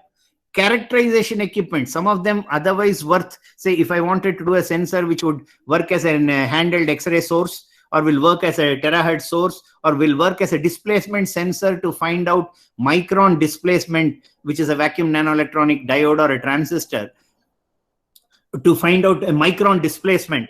Such a characterization device, if I buy from one of the only companies that make sophisticated equipment, Tokyo Cathode, is 10 to 15 crores. We made the whole equipment in 50 lakhs with local companies, and assembled the whole thing. Or if I have to measure some of this diode and transistor, as I said, you will see, these probe stations at the bottom right-hand corner of this image. You have small, and somebody sitting and measuring. These equipments were just made as if it were, if I buy a cascade probe station along with measurement instrument, 50 lakhs. Whole equipment with measurement instrument cost me 3.5 lakhs. With a bit more sophistication and automation, this equipment will come in 8 to 10 lakhs, and made by an Ambala company. We system integrated everything. And now that Ambala company, what I started as bachelor student experiments, today is selling equipments to IISc, IITs, ICERs, to even ISRO and DRDO labs. And whereas earlier all this was imported at 50 lakhs and 30 lakhs. So it's a question of now how do, and we could do wonderful things if we can use the simple phenomena, understand fundamentals, and excite students, because more ideas came from students when we said, this is the phenomena, what all can you think? And the whole process equipment, now all of these are scalable for meters level measurement. None of this equipment, already in the lab, we can do 1 square foot by 1 square foot. So in one experiment, a class, 200 students can define 200 different experiments, and we can in principle manufacture it. And everything can be measured. Or you could repeat, have 50, 60, so that you can still repeatability study.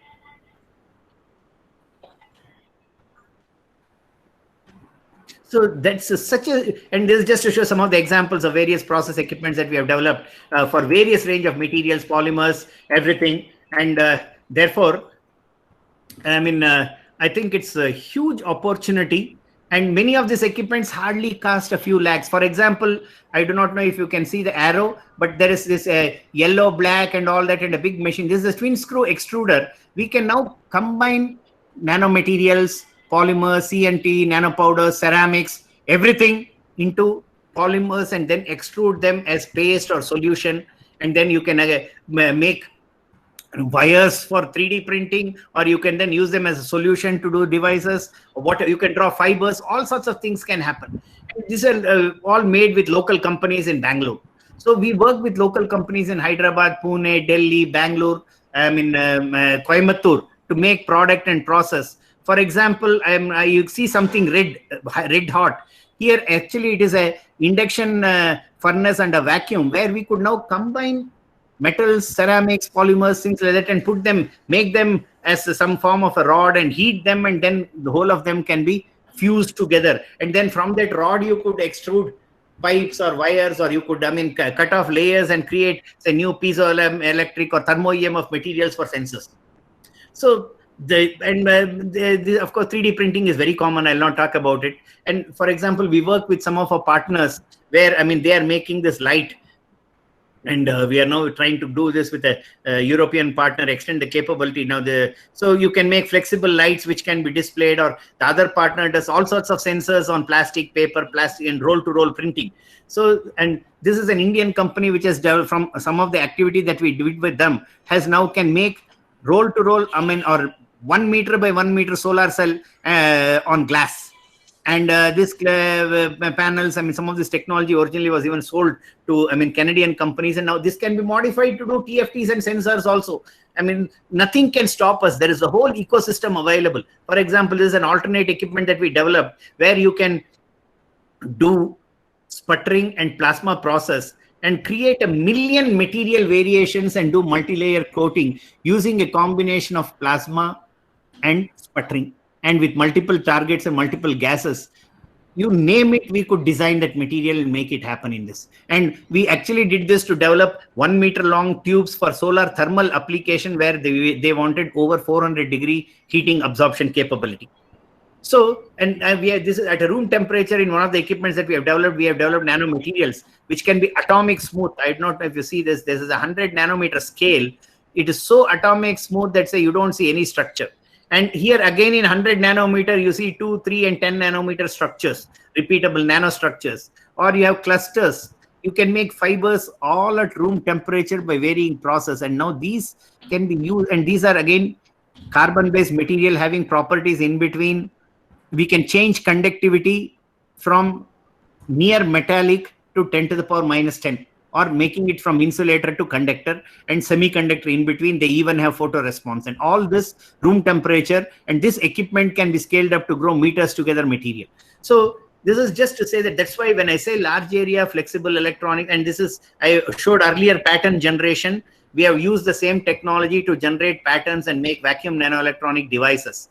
And this is so in 100 by 100 micron square, that's 10,000 micron square, we could make 15,000 100 by 200 nanometer triangular spaces. And all this with simply spin coater, ultrasonic bath, and solutions and nanomaterials, and of course the physical vapor deposition system. So the effective cost of creating this nano pattern as a proof of concept is not more than 5 lakhs. And this is and the novel electron emitter devices, or for example, is a custom designed equipment where at a nano point, we can know its surface, morphology, composition, electrical measurement, and change in electrical properties and morphology property with temperature. And this is a custom designed equipment. So it has a combination of AFM, NSOM, electrical measurement, Raman. And if you were to independently buy every one of this equipment, they are sort of 50-60 lakhs to 1 crore. The whole equipment came for us in 1.3 crore. So that is where it's a question of now having multidisciplinary capability. And now we are looking at developing our own softwares to make it even versatile. So this is a lighting system made with some of this room temperature material. And this can give a light, at 1/10 the power of an LED. And this actually, with more design, this lighting system can happen in a conventional bulb factory. So this is just, and these are the measurement system I mentioned, vacuum nanoelectronic for X-ray to handle microwave sources, and my micrometer displacement sensors with vacuum nanoelectronics. So these measurement equipment, as I said, 10 crore equipment made in sort of 50 lakhs with local assembly. Or even from the very first year, students taught Industry 4.0 between their various labs, so that they get excited about it, to depending on their domain, to go to specialized subject for Industry 4.0, whether I'm in computer science, mechanical, electronics, or telepresence robo, bioplant. This is that solar thermal receiver tube. Students learn everything with experience. For example, this is a car with all the components and machines working along with sensor. So if from electrical, mechanical, computer science, everybody can look at it and look at various design aspects on whatever parameter they are working and understand it's working, and then do new design. And this is also used to train whole of shell on tribology and friction. So every shell worker in India, whoever is selling any lubricant, comes here for his annual training. And this is also used by students. And then because there is also all the parameters and they can see in live, they can now also design new product and service based on it. Even a drilling milling equipment in the lab has energy dynamometers, tachometers, power measurement capability, so that we can now optimize the drilling milling system for energy, for lubricants, for precision, and all of them from this data, and then to automate the process for better product development for a local company. So local companies used to give their material, and we used to use our measurement, do all of this and give. So without even spending on consumable, all our first year students could do all sorts of lab experiment or manufacturing experiment in higher lab could happen here. So that is the type of advantage we had here in this class. So that is saying, how do we know? This is IoT labs, again, from working with multiple sensors and linking it to water, waste management, energy management, or linking it or with the computer science for whole campus management. Or we developed novel materials which were piezoelectric with polymers and made sensors. We had projects from multiple companies on energy harvesting from carpets to sensors for medical electrodes, which could be done on plastic and paper, which could be used and throw. And the student is just submitting a PhD thesis next week. And so all the material process, everything is local, and all simulation done. Or we developed again some novel handled stethoscope, which could do a combination of ECG, EEG to other aspects. So this are even say simulation equipments for surgery, where say sensors for haptics and robotics were sort of incorporated. So student can actually practice surgery and even know whether the pressure he has put, whether it will do 1 mm or 2 mm or 100 micron incision. So this is just to say that the sensors, instrumentation linked to flexible electronics opportunities is mind-blowing. And from some of the things we did, we also created sustainable campus that even harvesting migratory birds. So migratory birds started nesting into the campus. Again, new materials developed. So, and first year products, see, from robots to cars to agricultural vehicle to, say a vehicle which ran in the Shell race car for very energy efficiency. So all this could happen. So what I want to convey is that large area flexible electronics linked with sensors is a mind-blowing $1 trillion opportunity. And if that opportunity has to be leveraged, we need to have a multidisciplinary approach, a bit of strategy and planning and budgeting from day one in the departments, or even work with neighboring institutions if they have appropriate complementary competence.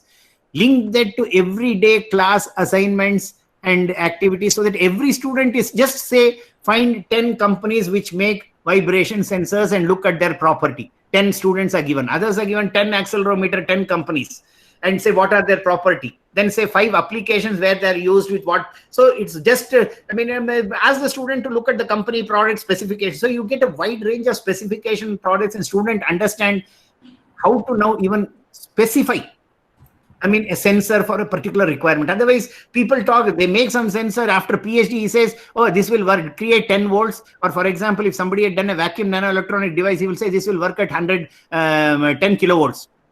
10 kilovolt, people will be flabbergasted. What is this? But then it only needs 1 micron current. So it means it is working in milliwatt. Even that specification, sometimes they don't know. After a PhD in IIT, IISc, I've seen people. So let them start working, and similarly look at associated sensor, associated material. So can we bring them and say, oh, from all this, what is it that we can do from our side if we have to use this accelerometer, this pressure sensor, this displacement sensor? Or can we look at, this is our problem, what sensor can we use?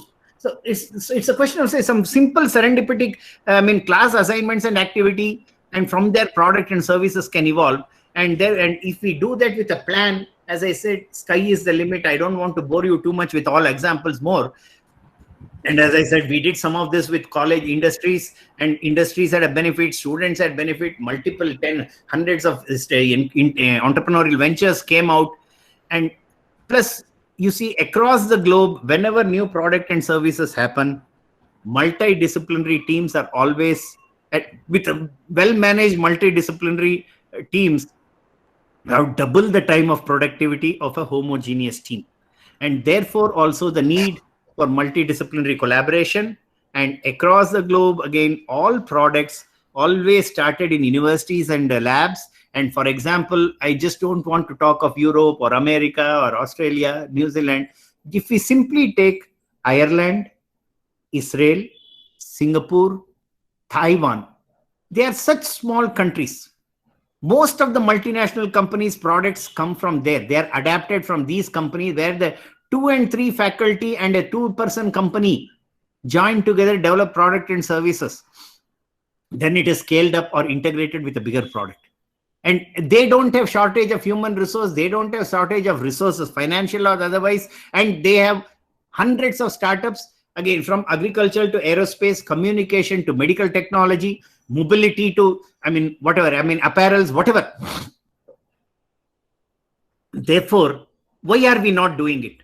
And especially in this age of IoT and flexible electronics. So sorry if I have not given specifics, but I thought understanding the whole system is even more critical to make us believe that we can make things happen. Because the belief is beliefs can move mountains, is a general saying, is a key for things to happen. And you see, for example, best of companies. This is an example of an integrated circuit company, Global Semiconductors, how global and local teams across the board work together and work with diverse thoughts and process to make complete systems. Let's see, they have now acquired so many established semiconductor companies, are becoming one of the largest semiconductor manufacturing company outside Taiwan, where you have TSMC and UMC. And even Intel is now getting things done from them. So Global Semiconductors, in a very short span, with a dynamic multidisciplinary approach with strategy and linking of global and local teams, and as assessing, acquiring knowledge, and also sharing information, creating then appropriate structures, whatever is established, and then interdisciplinary team, they're able to create wonders. So what stops us? And for us to do that, I again say it's no rocket science. Can you please look at, as I said in the beginning, it's too much of time. I don't want to bore you too much, but if you could simply look at this 5I principles, whenever you design a course, a process, a product, a system, say, am I looking at these 5 I's? What is needed for this 5I? And if I have to look at the outcome, can I look at the 9 or 10 C's? I say Nava or Dasha Kavacha C's. So it looks at the skill, competence, or parameters that needs to be enabled even in education. I think by looking at these and say, do we answer this question? It will also answer all the questions that you need to fill for accreditation, for ranking. And as I said, it also develops product, services, and solution. And therefore, it's up to us now to make use of our opportunity and make sure every assignment, every process, everything, we take it in an integrated way. And if we can help each other work together, as I said, all accreditation rankings can happen, new product and service and solutions can happen.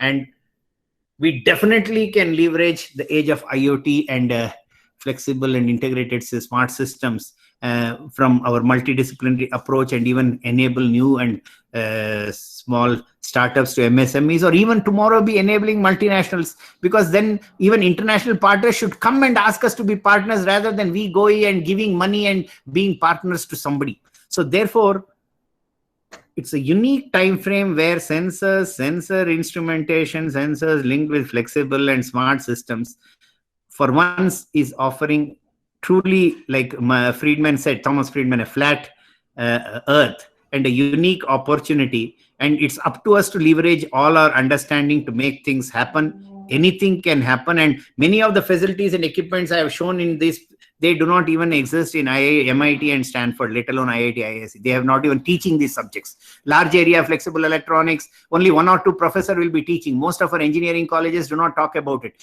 But every photocopier, scanner, printer, mobile phone, touch screens to various new sensors use these material devices and systems, and simulation is happening. And we could be tomorrow developing even some of these devices and functional blocks which can become IPs, intellectual property, so that anybody in the world uses, like Stanford first did basic SPICE.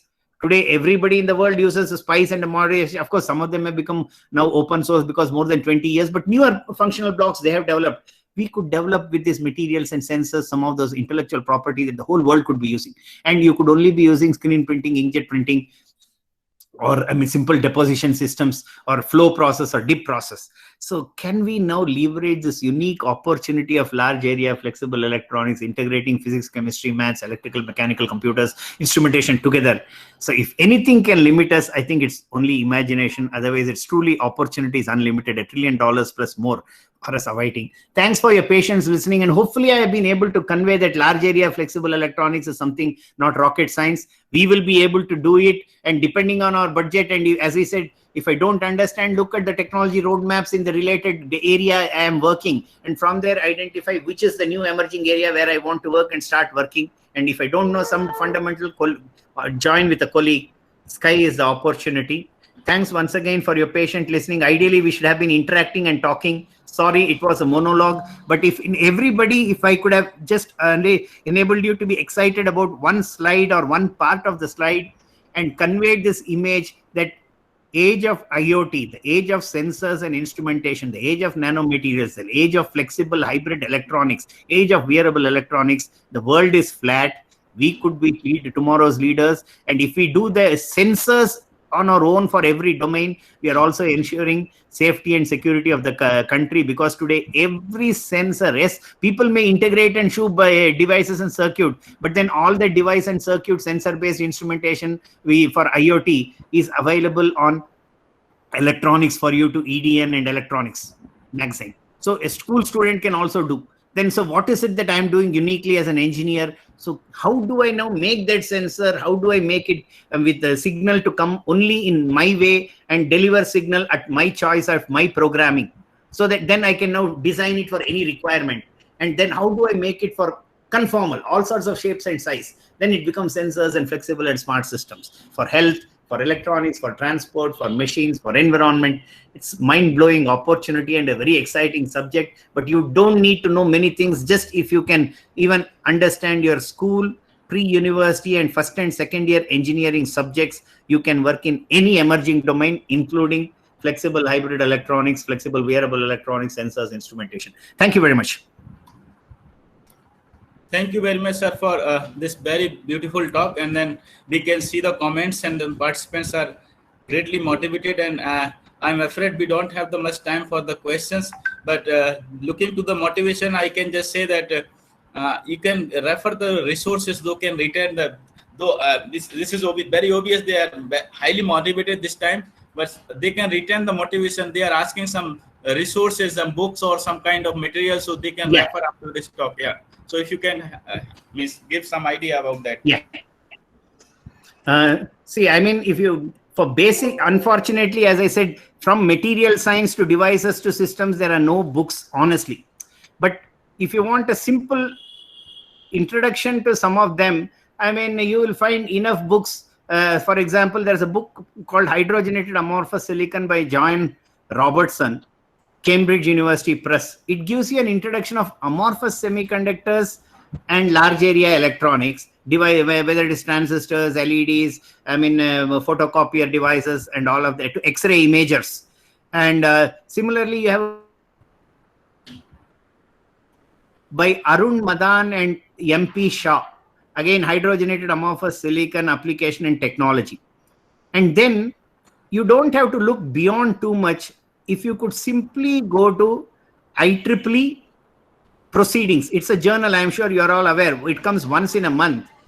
Every year, there is at least, or once in 2 years, a special, I mean, because every month, the IEEE proceedings is about one topic. So on flexible electronics, large area electronics, organic electronics, so they have a whole issue, a 1 month issue. So if you look for the last 15 years, you will hardly find 10 issues in IEEE electronics, or say 10 or 15 issues in, depending on your area of interest. Again, it could be specific piezoelectrics, it could be specific thermo EMF, or it could be multiple organic, inorganic materials, or just flexible electronics in IEEE proceedings. It's a journal. Or MRS bulletin, it's also a monthly journal. And so because there are no books, but within this, if you look at 15 to 20 years, you might effectively, as I said, get 15 to 20 issues of 100 to 200, 150 pages. Everything from fundamental to latest, what is going to happen 10 years down the line, is there within this. You don't have to read 100 articles. And as I said, if you could read those books by John Robertson and MP Shah and Arun Madan on hydrogenated amorphous silicon, it gives you a basic understanding of large area. And any book on thin film technology and thick film could give you.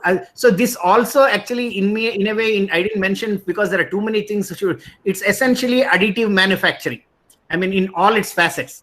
And thin film and as a thick film technology and additive manufacturing, then you can also bring in laser-based process or temperature-based. All of them come together, and any material, any shape, any device are all happening together.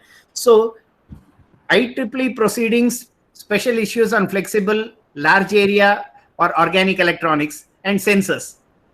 MRS bulletin, these two journals, and they're half of them are free. I mean, even in every issue, there'll be half the article free, half will be maybe paid. But if your institution has membership for these two, then also it's more than enough. And of course, then you can find many more. But within this, you'll get a million reference from fundamental thought 50, 60 years back to what is going to happen 10, 20 years down the line.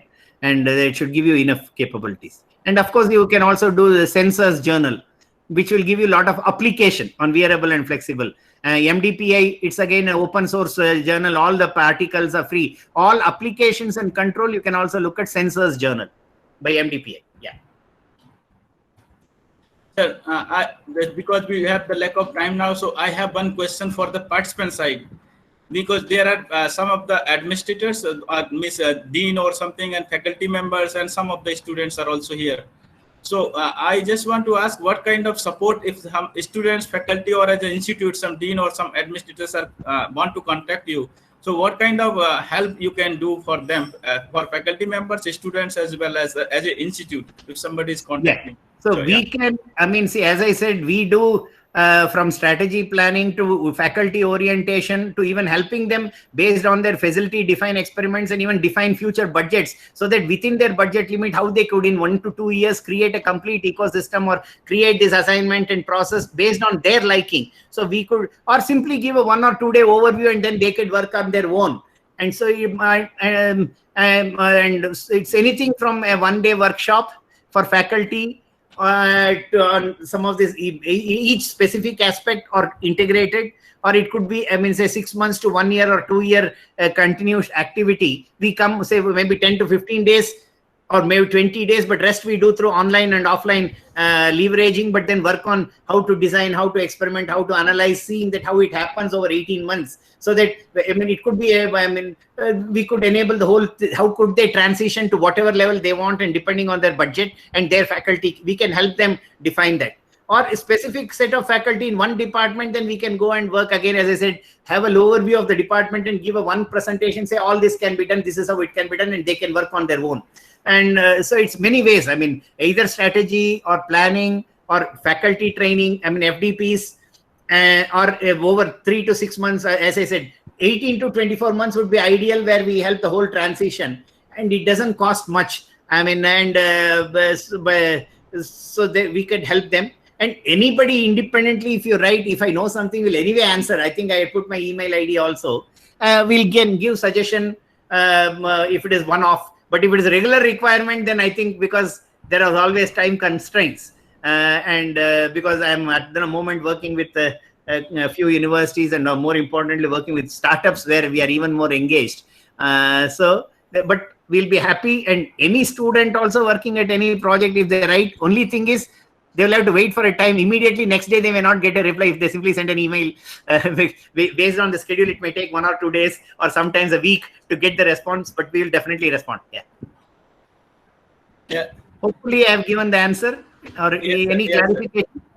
Yes, sir. The talk was very nice. The participants are already writing those kind of comments. Very informative, brilliant, and then excellent. So, so I think participants enjoyed the talk, and we are very thankful to have this session from you, and you accepted this session. And I think that we could have arranged more than one lecture, but you beautifully concluded everything. So more than 45 years of experience in this. Is this 1.5 duration? You took more time, little more time, but we are really thankful, and this was wonderful to have this experience in this short time. Thank you so much, sir. Thank you. We will Thanks for having me. If you have time, then sometime. Okay, and hope it is useful.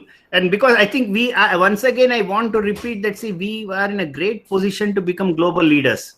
But it's up to us teachers to take the initiative. No management will understand. Sorry, if management personnel are there, no disrespect to them, they cannot understand what can happen and in what type of budgets. They might simply bring some company and some facility, or they may simply then force us on. So we will have to proactively work among ourselves, work together and create and showcase that we can do. Because as I said, everywhere it is a faculty. From time immemorial have done it. And we are in a unique time frame where we could truly be creators of knowledge and exciting our children to be innovators and entrepreneurs. And of course, creating job opportunity and also revenue for our own institutions. So it's my pleasure to have shared some of my thoughts or experience, and we'll be happy to share anytime in future also, and possibly look forward to visiting some of the institutions or some of the members in this group and interacting with all of you in future. Thank you once again for the nice opportunity. Welcome. Thank you.